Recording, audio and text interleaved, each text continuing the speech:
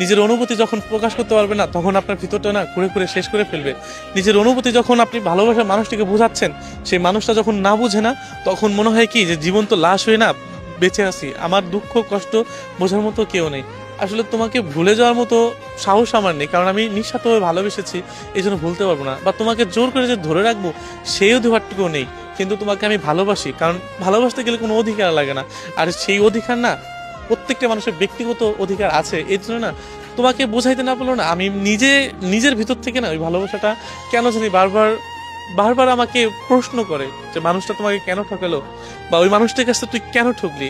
আমি আমার দুঃখ আমার কষ্ট যতবারই আমি তোমাকে বুঝাইতে গেছি, তুমি বোঝনি, বারবার আমাকে ফিরিয়ে দিয়েছো। কিন্তু জানেন কি যে আমার কষ্টটুকু না, কান্না করছেন? কান্না করছি না, যে কিছু কিছু সময় না যে দুঃখ লাগে বা কষ্ট লাগে যে আমি ওই মানুষটাকে কেন বুঝাইতে পারলাম না। দেখবেন কি যে একটা মানুষ যখন বারবার কষ্ট দিচ্ছে, একটা মানুষ যখন এর কাছ থেকে বারবার আপনি কষ্ট পাচ্ছেন বা কেউ কষ্ট পাবে, যখন ওই মানুষটাকে আপনি বুঝাইতে যাবেন যদি না বুঝে না, তখন কান্না করতে হয় না, তখন কান্না এমনি বেরোয় যায়। আমি জানি না যে কথা দেওয়া মানুষগুলো কেন এমন করে, কিন্তু কি জানেন যে এই জেনারেশনে যে মানুষটা কথা দিয়ে কথা রাখে না, তার মতো সুন্দর মানুষ আমার মনে হয় যে দুনিয়া তারা হতে পারে।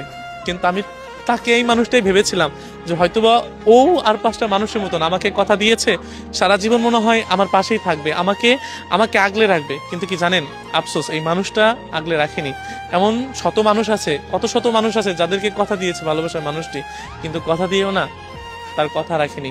এই জন্য জীবন্ত লাশ কাকে বলে সেটা হয়তো কোন একটা প্রিয় মানুষকে হারালে, যে মানুষটাকে আপনার জীবন থেকেও বেশি ভালোবাসেন, ওই মানুষটাকে যখন হারাবেন তখন বুঝতে পারবেন যে আসলে জীবন্ত লাশ কাকে বলে।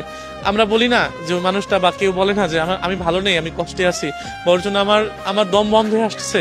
এই জিনিসগুলো না কখন আমরা বুঝতে পারি না। আমরা কখন বুঝি জানেন, যখন ওই মানুষটা ছেড়ে চলে যায় বা আমরা আমাদের প্রিয় মানুষগুলোকে হারাই, তখন আমরা বুঝতে পারি যে আসলে দম বন্ধ হয়ে যাওয়ার কষ্টটা কেমন, তখন আমরা ভালোভাবে বুঝতে পারি। কিন্তু ওই মানুষগুলাকে কখনোই বুঝাইতে পারি না যে তাকে ছাড়া আমরা ভালো থাকতে পারি না।